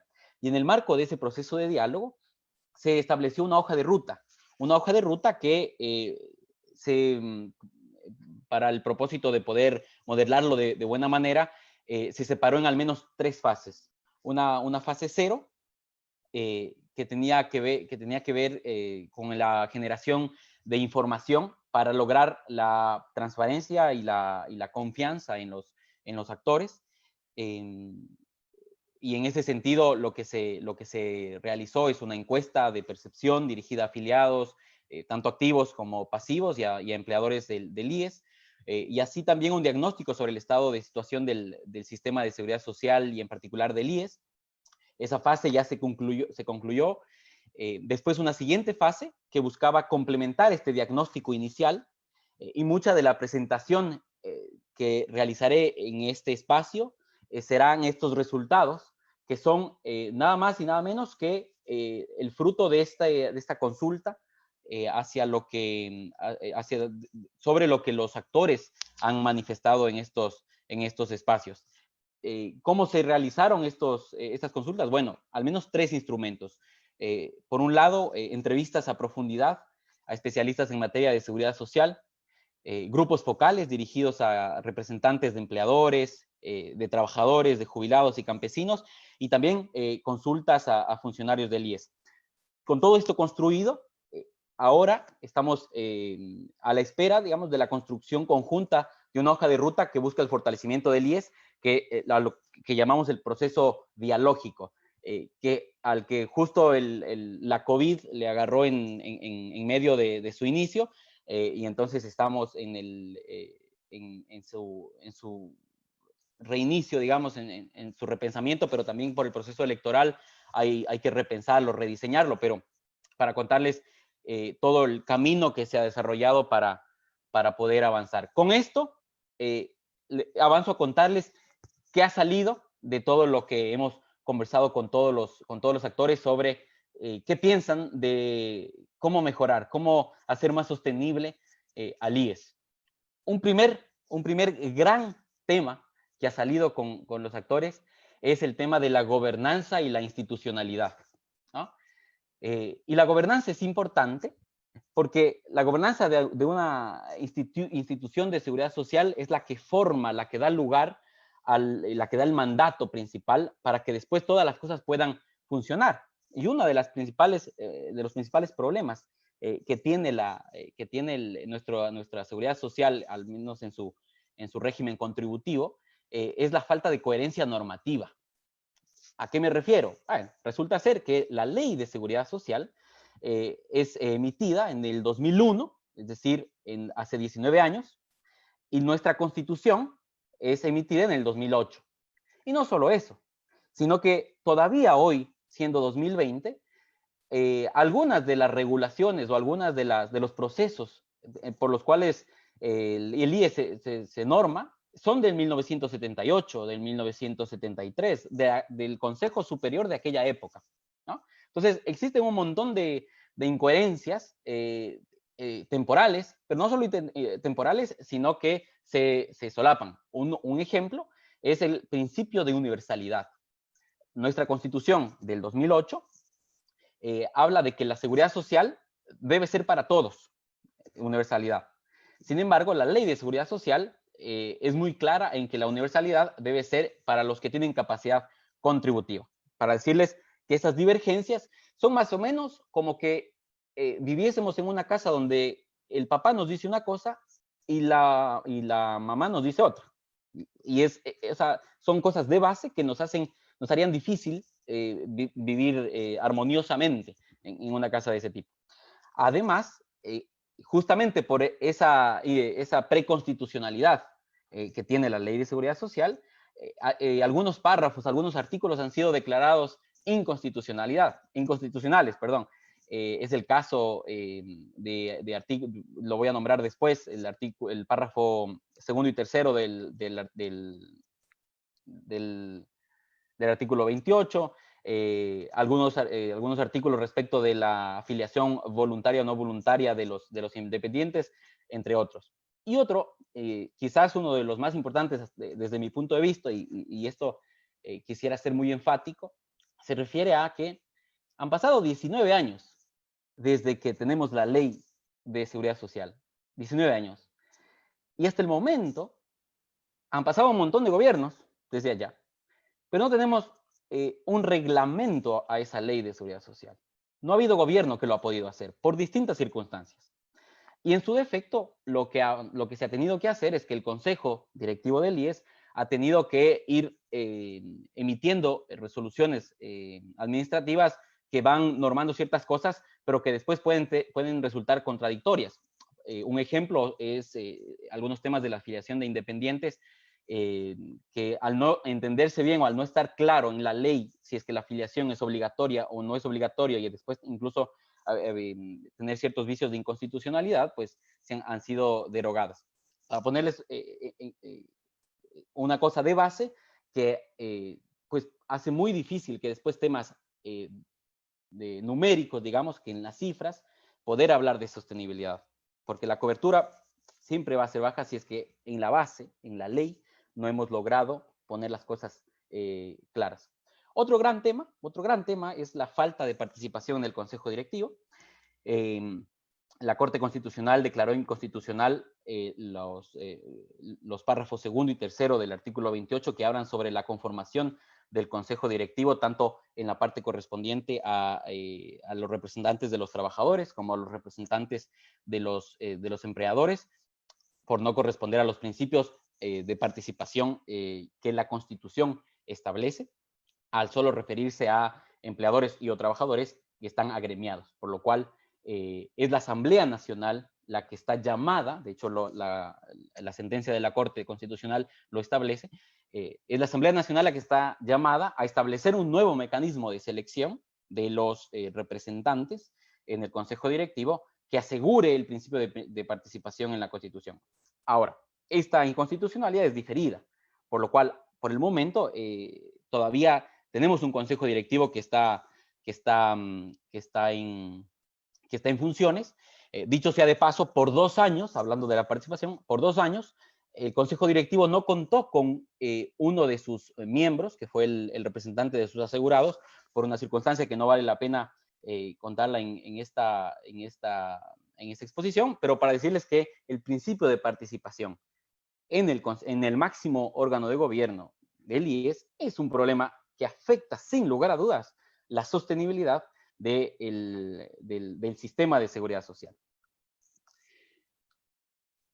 Otros temas que son, creo yo, que coyunturales y estructurales, se refieren a la independencia o a la carencia de independencia política del Consejo Directivo, tanto del IES como también del directorio del BIES. Por un lado, las directrices de la Asociación Internacional de Seguridad Social de buena gobernanza establecen que exista una buena distinción entre las atribuciones del Consejo Directivo, de un Consejo Directivo y una dirección general de estas entidades de la seguridad social. Sin embargo, lo que pasa en el IES es que la misma ley de seguridad social le establece ciertas atribuciones administrativas al Consejo de Seguridad Social, al Consejo Directivo del IES, que ya implica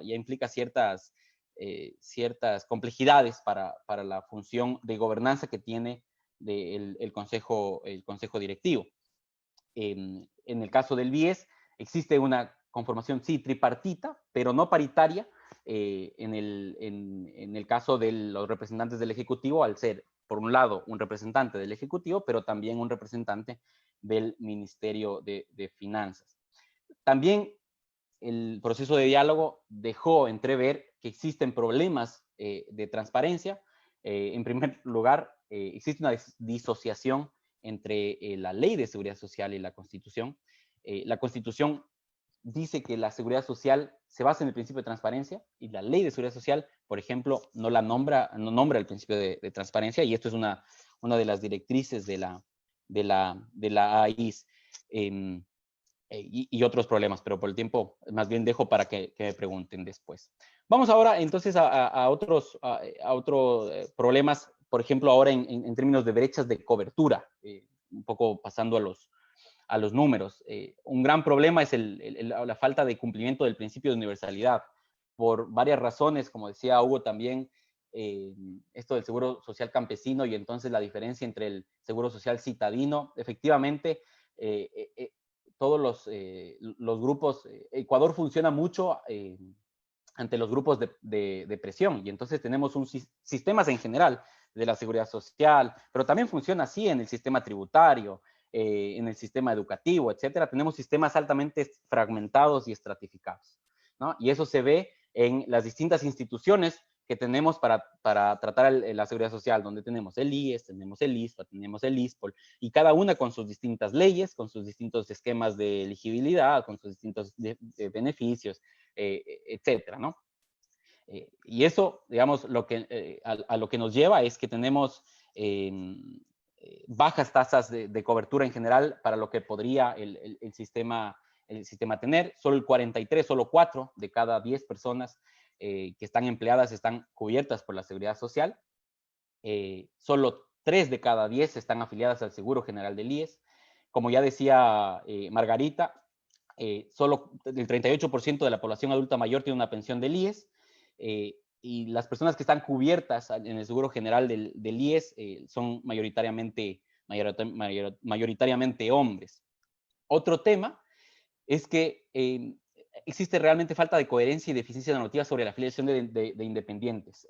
Esta fragmentación y estratificación del sistema, de cierta forma, ha fortalecido, sin duda, la afiliación o la cobertura de trabajadores del sector público, por un lado, pero cuando nosotros analizamos la cobertura por las distintas ocupaciones, vemos cómo, por ejemplo, en el sector privado, el 64% de asalariados tiene cobertura de seguridad social, pero después la cosa se complica mucho más, porque solo el 30% de personas, de trabajadores tiene afiliación a la seguridad social, y después los cuentapropistas, los independientes, solo el 5% tiene afiliación a la seguridad social. Y allí está el reto gigantesco de la seguridad social, y todas las propuestas, bueno, no todas, pero muchas de las propuestas que se pudieran orientar a la sostenibilidad del sistema tienen ahí un gran espacio de oportunidad. Lo mismo con trabajadores no remunerados. Y otro gran tema de universalidad y de brechas de cobertura es que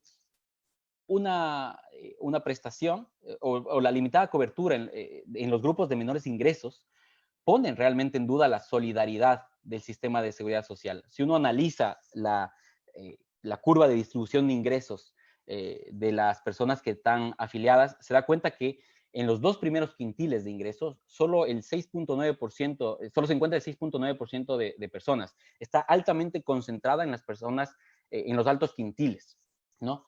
Y considerando que existe un subsidio estatal del 40%, eso sin lugar a dudas incluso pone en tela de juicio la progresividad o la regresividad de esa contribución estatal, que es algo que, como lo decía bien Margarita, pues se tiene que debatir sin lugar a dudas. En temas de salud y de cobertura, pues hay algunos determinantes. Gracias, Nora, ahora voy.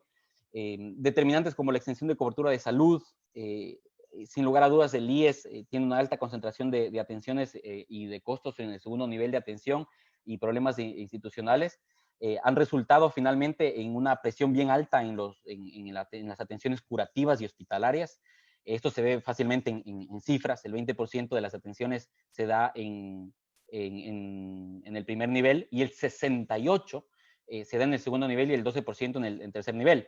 El modelo de atención integral en salud establecería, más o menos en un modelo teórico, que el 85% debería darse de atenciones debería darse en un primer nivel. Entonces, el modelo de salud en el IES es realmente muy concentrado en un nivel que genera muchísimos costos. Y además de eso, existe una concentración alta en prestadores externos, justamente en la necesidad de solventar esta demanda generada por esta cobertura extendida, que obviamente es positiva en términos de extensión de cobertura, pero que genera estos inconvenientes, ¿no?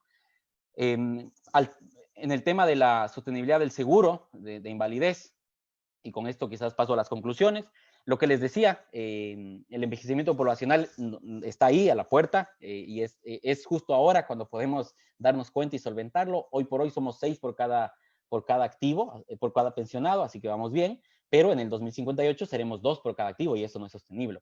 En mayo, desde la OIT generamos un estudio que provee bastantes luces sobre lo que la COVID puede generar o está generando ya en el seguro de pensiones. Miren, si es que la recuperación fuera rápida y si es que el Estado, si es que el gobierno aportase ese 40% entero, bueno, pues entonces en 2028 los gastos serían mayores a los ingresos y recién en el 2040 la reserva sería negativa. La reserva quiere decir que ese acervo de capital comenzaría a ser negativo. Entonces ahí tendríamos tiempo. Ahora, ¿qué pasa si es que la recuperación fuese lenta? Eso quiere decir que recién en el 2030 lográsemos recuperar los niveles de empleo que teníamos antes de la crisis. Y aquí es donde viene la sorpresa. Aquí resulta ser que ya este año, incluso si el Estado le paga al IES el aporte del 40%, bueno, ya este año los ingresos son menores que los gastos. Y como los ingresos son los menores que los gastos, el IES comienza a desinvertir. Y entonces resulta ser que el 2037 ya tiene una reserva negativa, es decir, que ya se le agota la reserva. Ahora, la cosa se pone más difícil si es que el Estado no le aporta. Si es que el Estado no aporta, entonces resulta ser que sin importar el año, sin importar si la recuperación es rápida o lenta, el 2020 ya no alcanzan los ingresos, es decir, los gastos siempre van a ser mayores, y los años en los que la reserva se agota son menores. Es decir, que tenemos en el peor de los escenarios, en 2027, pues lamentablemente la reserva se acabaría. Esto es bastante complejo y quizás es uno de los cuadros más importantes con el cual quisiera que se queden. Paso finalmente a las reflexiones finales. Hay un gran debate que se debe seguir, no solo pensar en la seguridad social como el IES, que también han hablado mis antecesores, sino esta articulación entre lo contributivo y lo no contributivo.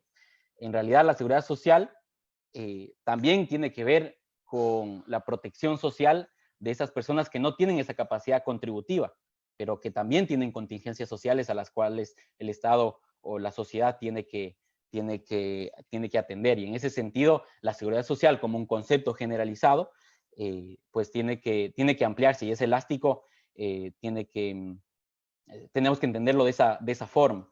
Y en ese sentido, al pensar qué sistema de seguridad social queremos, pues habrá que pensar el financiamiento sostenible para esa protección social, pensando en el espacio fiscal, que también lo comenzaron mis antecesores, generamos para la protección social. Pero finalmente, y algo importantísimo también como OIT, es que nada de esto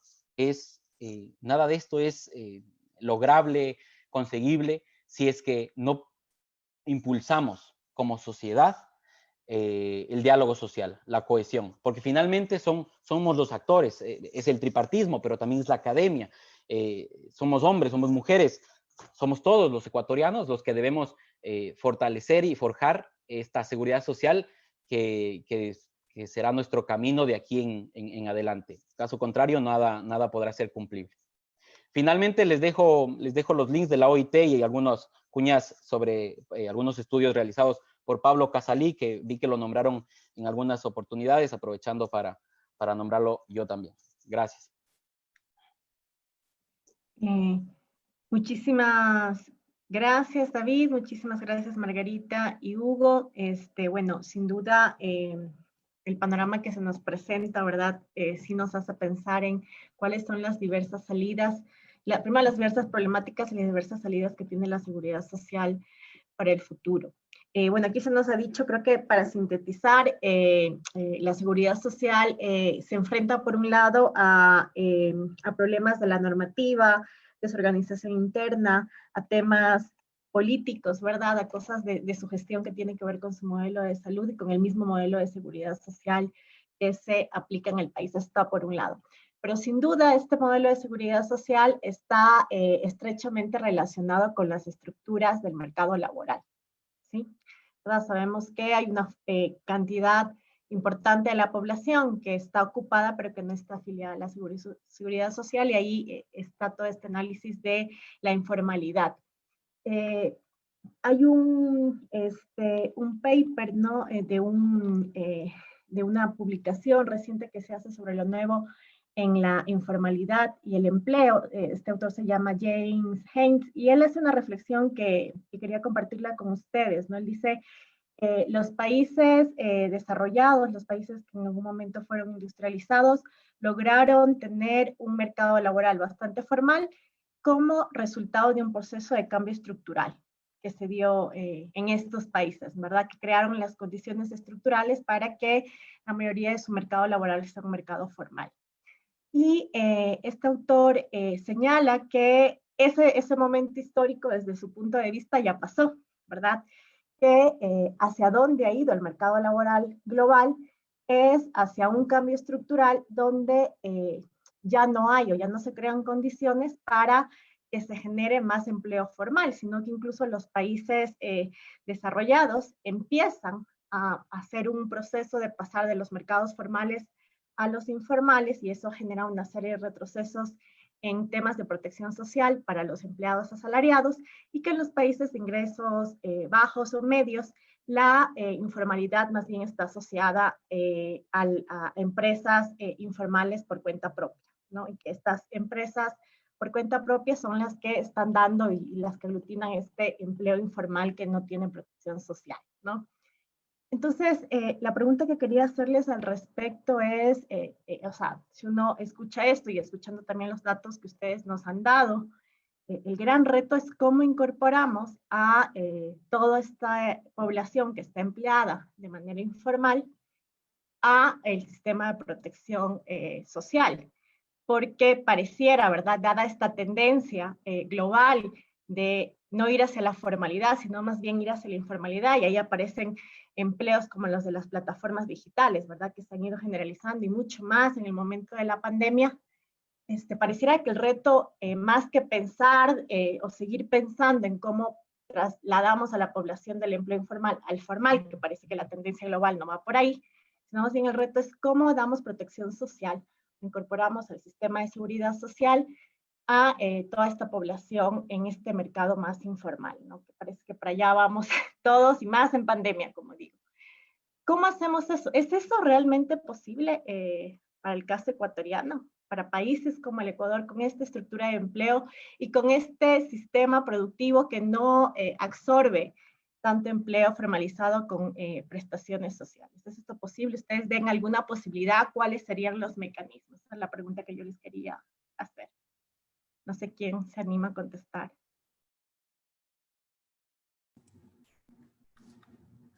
Nora, no sé si me permites.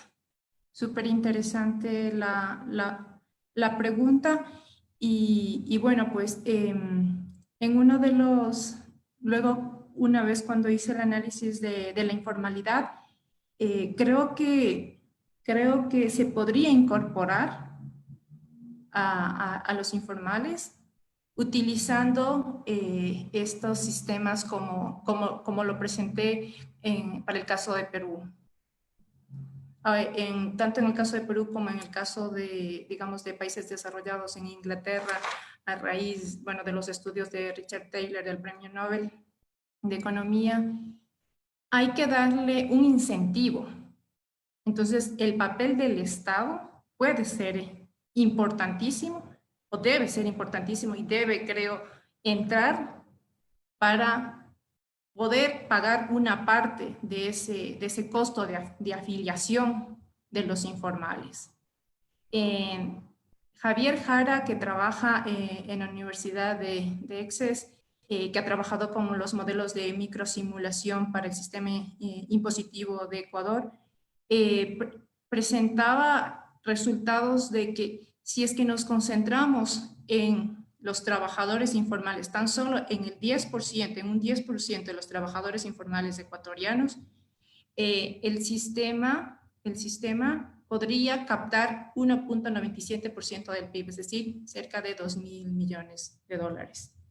Y por otro lado, es justamente, creo que implementar, hay algunos organismos, voy a regresar al caso de Perú, el laboratorio de ahorro que tiene el BID, que es quienes les apoyaron a Perú con los empleados de Cabify, para darle esa información y hacer que los empleados, una vez que ya se afiliaron, pues, y que saben de los beneficios, no decidan luego retirarse y continúen.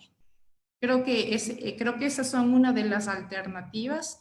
Y luego, ahora mismo creo que también en Ecuador se está trabajando con un programa de Naciones Unidas para incrementar, justamente para hacer esa transición de los empleados informales a los formales para el caso de las mujeres jóvenes, sobre todo focalizado en las mujeres jóvenes, luego es para hombres también. Entonces, obviamente eso toma tiempo, ¿no? Estos proyectos son más o menos de unos 4 años, porque primero lo lanzas y luego puedes evaluarlo. Entonces, tienes esas propuestas y luego también tienes luego el desafío de ser un poco paciente y poder evaluarlo y continuar. Y el rol fundamental, la universidad. La misma OIT, en sus 9 estudios o cerca de 9 estudios que ha presentado y que lo han publicado en este trabajo que están haciendo del 2018, habla de una amenaza, bueno, aquí dentro de la DAIE para el IS, que es la dirección la Dirección Actuarial y de Estadísticas y de Investigación del IES, que en el Ecuador las universidades no tienen, no ofrecen maestrías o no ofrecen la formación en ciencias actuariales. Entonces, y luego en seguridad social, enhorabuena, pues que hay una asignatura, pero eso tiene que ser complementario. Entonces, creo que esas son las propuestas, o sea, la universidad, tener esos investigadores que sepan de estas realidades, que la hayan medido y buscar, obviamente, estos acercamientos, porque una sola persona, porque un solo grupo, porque una sola universidad no lo puede hacer. Esto es integral, como se lo ha estado hablando a lo largo de toda esta tarde. Hasta ahí. Sí, yo quisiera también añadir un poco a lo que dice Margarita, que me parece que es justo, y por un momento partir de una hipótesis. Y la hipótesis es, si tú logras tener las 8 millones de personas que forman parte de la población económicamente activa afiliada a la seguridad social, en el ideal que quisiéramos, nuestro indicador pasaría a ser de 16 afiliados por cada jubilado. Entonces, evidentemente, Nora, el reto es cómo llegar, va a ser imposible conseguir esos 16, pero cómo llegar a conseguir unos 10, 12 afiliados por cada jubilado. ¿Para qué? Para finalmente hacer más alto o más grande el horizonte de tiempo que puede sostenerse financieramente el seguro de pensiones. Y sobre todo para esto otro, porque muchas veces cuando somos jóvenes decimos la seguridad social es un costo. Es más, yo he escuchado a muchos trabajadores decir, yo preferiría que no me descuenten ese 20,6% y que me depositen mensualmente. Entonces, yo creo que ahí hay algunos temas. El primero, por ejemplo, empezar a pensar en un seguro social sectorizado. Es decir, siendo que para mí es básico que todo el mundo esté afiliado al sistema de pensiones, podemos partir del hecho de que mucha gente cancele el 10%, no tendría derecho al seguro de salud. El seguro de salud debería ser parte de la red pública de salud, es decir, podría atenderse en los hospitales del ministerio, pero al menos con el 10% ya cubres tu seguro de pensiones. Ya vas a llegar a tener una pensión cuando te jubiles. Entonces, empezar a pensar en esos sistemas diferenciados. Entiendo que es complejo porque en general legislar en varios sistemas es complejo, pero yo creo que eso te va a permitir que más gente adhiera a la seguridad social, empezar a pensar en una seguridad social para la gente que aporta en temas del SRI con el RICE. Es decir, ese tipo de esquemas diferenciados que al menos te garanticen lo básico que deberías tener. Sí, a mí me gustaría que todos estén cubiertos por riesgos de trabajo, que todos estén cubiertos por desempleo, que todos estén cubiertos por salud, pero si no se puede, empecemos de lo mínimo básico. A mí me preocupa de sobremanera qué va a pasar con toda esa gente que el día de mañana se va a jubilar, porque este acuerdo social, este modelo de generaciones traslapadas funciona bien en América Latina con el supuesto de que todas las parejas van a tener hijos, pero cada vez las parejas tienen menos hijos. ¿Y quién va a velar por los adultos mayores del día de mañana? ¿El Estado? O sea, no solo va a tener que aportar el 40%, que dicho sea de paso, a mí me parece que es lo correcto en el momento que se hizo. En la década de los 40, el siglo anterior, además fue discutido entre 3 actuarios el hecho de que se llegue a generar este subsidio del 40%. Pero ¿cómo alcanzamos a generar también pensiones no contributivas a nivel del mismo IES? ¿Por qué no focalizamos todo el esquema de pensiones? O sea, ¿por qué hay pensiones no contributivas que las da el MIES? ¿Por qué no las da el mismo IES?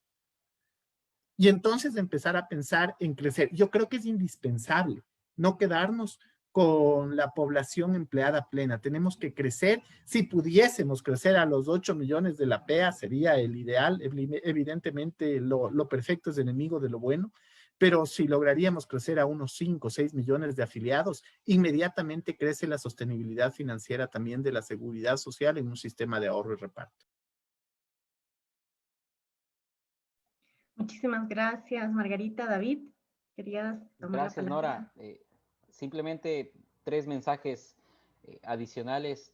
El uno es una fuerte campaña o promoción de una cultura previsional en Ecuador que sirva como estrategia de promoción de ampliación de cobertura de seguridad social. Punto 1. El punto 2, bien al ejemplo sobre el ejemplo de las plataformas digitales que se hablaba en Perú, que creo que tú también lo decías, Nora. En realidad, de hecho, si bien hay ciertos ejemplos de débitos automáticos, hay un gran debate sobre las plataformas digitales. De hecho, lo estamos teniendo en Ecuador, porque ¿cuál es el debate en las plataformas digitales? O hacemos débito automático para que la persona que hace el servicio tenga seguridad social y ya está, o garantizamos la relación laboral, o qué es primero, digamos, un debate tipo huevo y gallina. Y los países europeos lo que están logrando, estamos hablando de Suiza, de España, hace 2 o 3 días Reino Unido, lo que están logrando es que los trabajadores o las empresas están reconociendo a estas personas como trabajadores, porque caso contrario son independientes dependientes. Y entonces la seguridad social se logra a través de esta relación laboral, y entonces esa informalidad ya no es tan discutida, porque caso contrario, digamos, la simplificación del débito automático cae en esta formalización de la informalidad. Es un tema bien complejo de analizarlo, pero para decirte que va por ahí.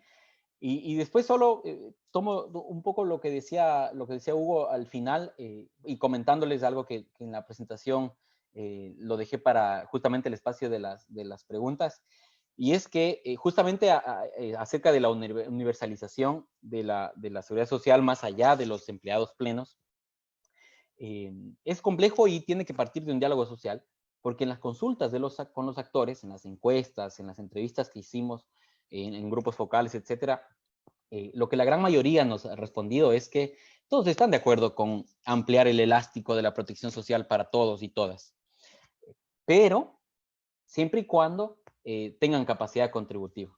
Entonces, al final, o digamos, si es que en su defecto aparece atrás el Estado para poder contribuir, sabiendo, digamos, las dificultades que en algún momento pueda o no tener el gobierno para poder encontrar ese espacio fiscal, sobre el cual también se puede establecer ese diálogo social, pero creo que es importante que incluso desde la academia y desde el estudiantado de la facultad siempre se pueda promover esos espacios para el futuro, nada más. Muchísimas gracias. Yo le voy a pasar la palabra a Nicole, que tiene una pregunta para cada uno del público. Tenemos un reto en este momento y es que tenemos que terminar máximo 7 en punto, entonces les pido ser lo más conciso posible en sus respuestas y con eso cerraríamos. Nicole, por favor. Muchas gracias, Nora, y muchas gracias a todos los panelistas. Bueno, la primera pregunta es para Margarita Belín. Usted ha mencionado que hay un desafío que consiste en replantear la contribución del 40% del seguro de pensiones por su impacto fiscal. Entonces, ¿qué mecanismo alternativo sugiere tomando en cuenta el principio de subsidiariedad y la sostenibilidad de este seguro? Muchas gracias, Nicole, por la pregunta. y a la persona que realizó. Bueno, es súper interesante y creo que no es fácil responderla, ¿no? Creo que esta pregunta, para poder satisfacer, creo, la respuesta, creo que primero es importante mencionar que las pensiones, o sea, que hay que garantizar las pensiones a todos, porque ya los jubilados que están ahora mismo ya recibiendo una pensión contributiva, ya adquirieron ese derecho. Así es que primero creo que hay que enfatizar eso.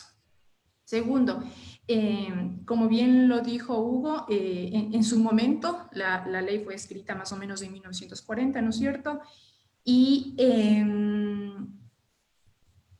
los subsidios son para dar una solución temporal.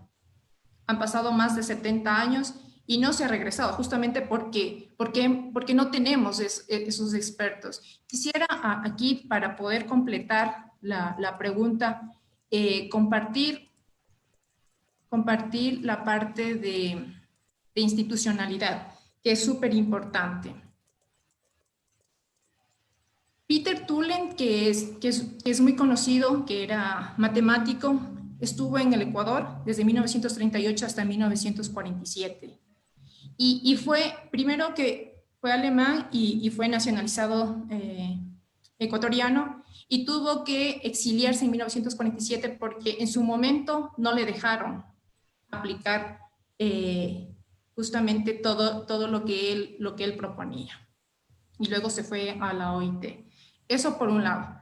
Por otro lado, dentro de la pregunta que habla de la sostenibilidad, los modelos de equilibrio general permiten justamente analizar estos dos temas. Por un lado, los subsidios, y por otro lado, la sostenibilidad. Entonces, en el estudio que realicé, pues justamente para garantizar la sostenibilidad, debería haber esa extensión del tiempo, como lo había propuesto yo, que en lugar de que se consideren 5 años, a lo mejor lo consideramos 10 o lo consideramos 15, de tal forma de encontrar el mejor escenario, un escenario óptimo, porque los modelos de equilibrio justamente buscan esos puntos óptimos, ¿no es cierto? Y entonces el escenario óptimo, de tal forma que las personas, los trabajadores que ahora están aportando la seguridad social, sigan aportando ese mismo porcentaje, debería reducirse a una tasa de sustitución de más o menos del 50%.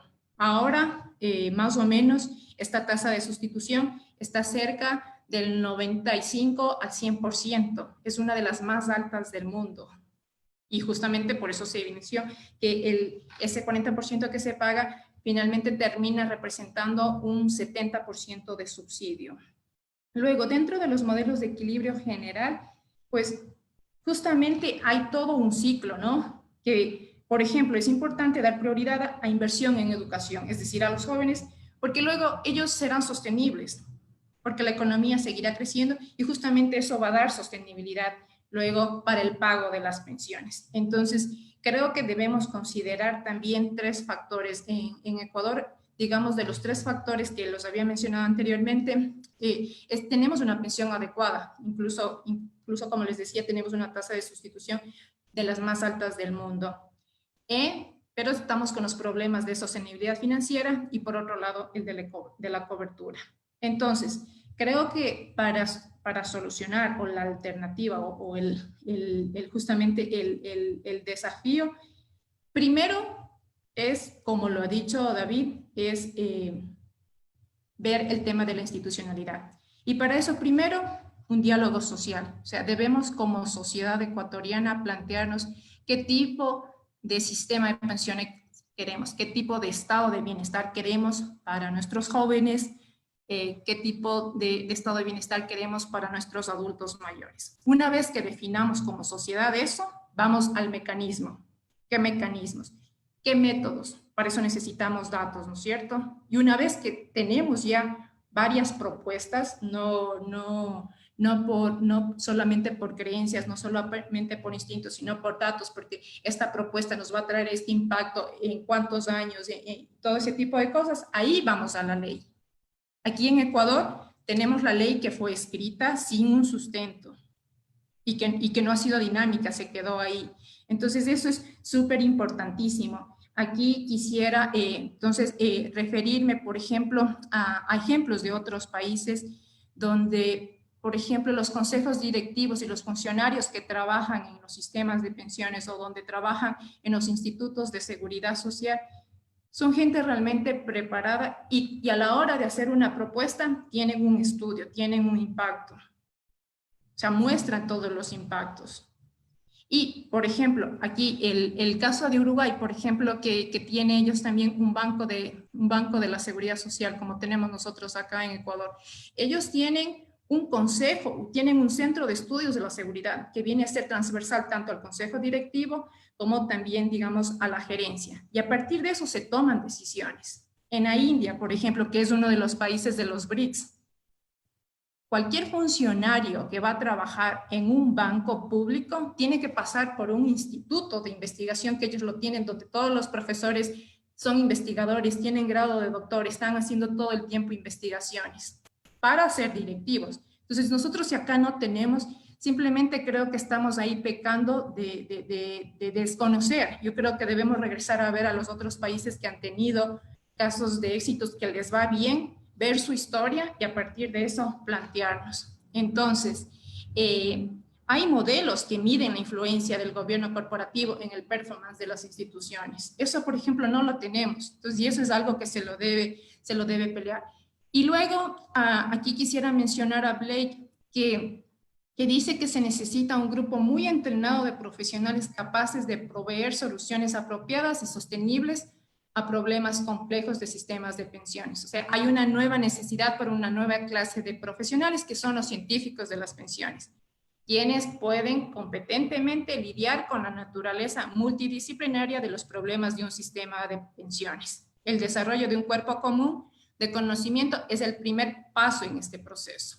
Entonces, dentro de esta dimensión política, que es otro de los factores que se menciona que se debe considerar para la evaluación integral, es justamente hacer este diálogo social y sentarnos y establecer una hoja de ruta que nos permita hacer estas transformaciones, estas reformas, a lo mejor las paramétricas en el corto plazo, para las estructurales, dejarles para el mediano y para el largo plazo. Muchas gracias. Muchas gracias, Margarita. Bueno, ahora la pregunta para Hugo Villacrés. ¿Cuál es la propuesta para la determinación de un nuevo consejo directivo y bajo qué condiciones? Este tema es bastante importante porque David hablaba del tema de la gobernanza y siento yo que en los diálogos muchas veces tenemos voces los afiliados, tenemos voces los jubilados, tenemos voces el sector empresarial, pero no tienes voz del Estado. Entonces te comento la anécdota. Se dice que el delegado del Ejecutivo es el único político porque es el delegado del presidente de la República y que por tanto llega con una agenda del Ejecutivo. Bueno, ¿cómo se nombra el delegado de los empresarios? ¿Saben ustedes? Se nombra en el Comité Empresarial Ecuatoriano. ¿Y el Comité Empresarial Ecuatoriano es o no es un ente político? ¿Es o no es un grupo de gente que representa a los empresarios y que bajo ese esquema de representación de los empresarios constituye también ciertos puntos que le gustaría obtener de la seguridad social? Entonces, primer punto que yo siempre le decía, por cierto, a Felipe Peso, esto no lo digo en ausencia, le decía en presencia a Felipe, que además Felipe estuvo como 12 años de delegado de los empresarios, gran amigo mío, por cierto, Felipe, pero estos temas yo le comentaba. ¿Cómo se elige el representante de los afiliados? ¿Ustedes alguna vez han elegido su representante? ¿Saben cómo llega la nominación del representante de los afiliados? Bueno, se reúne la CEDOG, el FUD, la CEDOCUD, todos estos entes, que además en muchos de ellos hay ciertos personajes que eternamente son representantes de los trabajadores. Pues, porque yo me acuerdo de un señor que estaba desde que yo tengo uso de razón, 6, 7 años, y yo le veía en la televisión. Cuando tuve la suerte de estar en el consejo directivo en el 2014, me tocó sentarme con él. Salí del consejo directivo y sigue estando ahí, sigue representando a los empleados. Entonces, el consejo directivo, lamentablemente en el Ecuador, está politizado. Y ni el representante de los afiliados, ni el representante de los empleadores, ni el representante del ejecutivo son técnicos, como decía Margarita hace un momento. ¿Cómo elegir un consejo directivo? Bueno, debería haber una formación básica en seguridad social de las personas que van al consejo directivo. Debería exigirse además un examen en donde tú puedas responder ciertos temas, temas básicos como los que hemos hablado acá hoy día. Adicionalmente a eso, desde mi óptica, debería haber una mayor representación de los afiliados, porque los afiliados son los dueños del seguro social. Al fin del día tiene una administración pública actualmente, pero el seguro social como tal tiene fondos privados, administra fondos privados. Entonces es un seguro privado que administra fondos públicos. Y en ese sentido, a mí me parece que la gobernanza es un elemento trascendental, lo han dicho mis dos contertulios, es un elemento trascendental para el buen funcionamiento de la seguridad social. Pero ¿cómo la elegimos adecuadamente? ¿Debe estar un representante del Ejecutivo? Sí debe estar, porque lamentablemente o ventajosamente, como quiera verse, el Ejecutivo aporta con 4 de cada 10 dólares de las pensiones.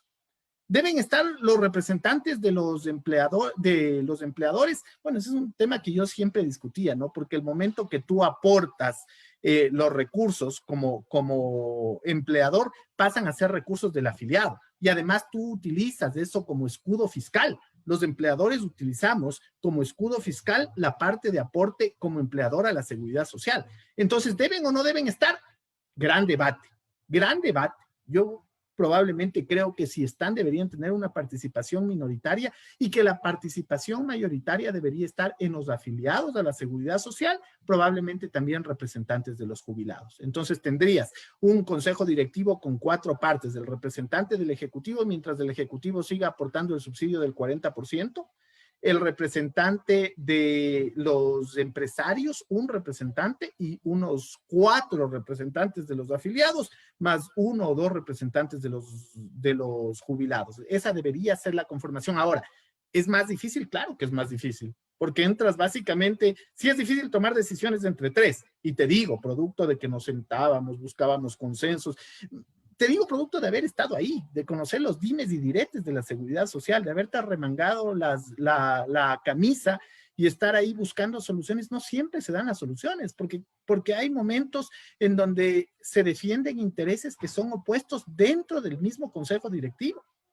Entonces, ¿cómo lograr ese cuerpo colegiado que administre eficientemente mejor dicho, que legisle y fiscalice la seguridad social? Porque hay un gran problema, y el problema es que confundimos al consejo directivo con quien ejerce la administración. Y finalmente el presidente del consejo directivo es el conejillo de Indias, pues. Es al que todos le botamos los dardos, el que termina enjuiciado, el que termina con los informes de Contraloría. Yo, francamente, y lo he dicho en público y privado, y con esto termino, ni por $1 millón mensuales volvería a ser presidente del consejo directivo del IES. Sí es lindísimo ser asesor, sí es lindísimo estar en los puestos consultivos, pero ser presidente del consejo directivo, después eres perseguido por todo el mundo. Listo, muchas gracias, Hugo, por tu aporte. La siguiente y última pregunta es para Edith Jaramillo. Y si la salud es gratuita según la Constitución, ¿cómo se entiende el financiamiento por parte del Estado al IES versus al Ministerio de Salud en el marco de la equidad?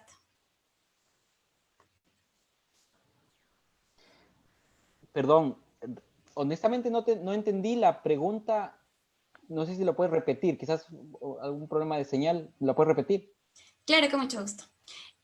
Si la salud es gratuita según la Constitución, ¿cómo se entiende el financiamiento por parte del Estado al IES versus al Ministerio de Salud en el marco de la equidad? Ah, perfecto. Y de hecho este es uno de los problemas que no alcancé a debatirlo o a comentarlo en mi presentación por tema del tiempo, y gracias por la pregunta porque así aprovecho a comentarlo. Uno de los problemas de sostenibilidad del Fondo de Salud, no me voy a meter todavía en el debate de si es que el IES debería o no debería todavía en proveer el servicio de salud. Eso es harina de otro costal todavía.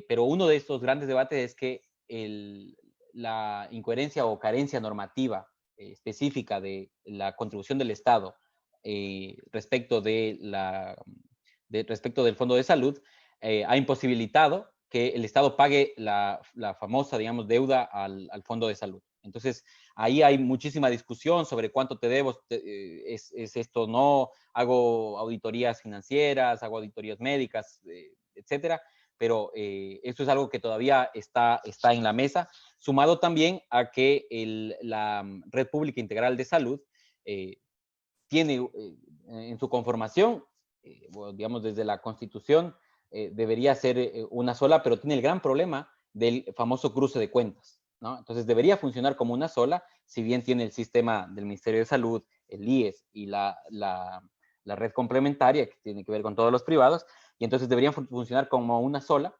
pero sin embargo no han logrado hacer ese sistema de cruce de cuentas.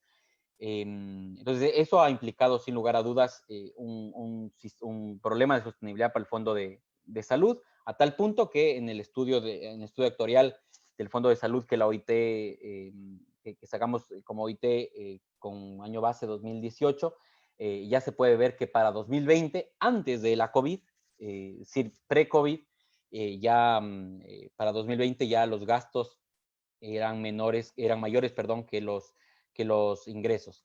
Evidentemente, la COVID, hemos intentado hacer algunos estudios para ver los impactos, pero lamentablemente todavía no se tienen datos certeros sobre el aumento o decremento de porque si bien existe aumento, sin lugar a dudas, de algunas atenciones, también la paralización de algunas atenciones implicó decremento importante en otras. Entonces, bueno, todavía está en análisis. Y después, sobre la pregunta sobre el financiamiento del Estado al IES en términos de salud, nuevamente, son de los debates que se deben tener en la sociedad, porque son decisiones que se han establecido siempre.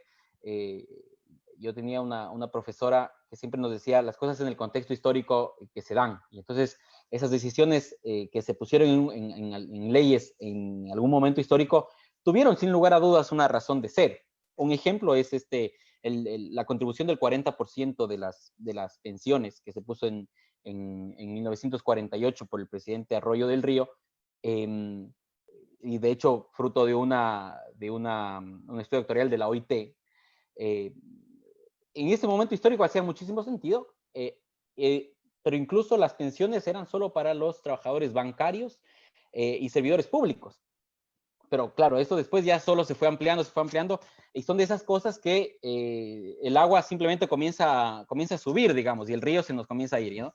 Entonces, todas estas cosas, y la pregunta que me hace sobre salud, pasa igual. Y Ecuador, y aquí me voy a ampliar muchísimo, Ecuador es ese país donde pensamos que el río nunca va a crecer, y entonces hacemos las casas siempre en las orillas, y después cuando el río crece, pues estamos donde estamos.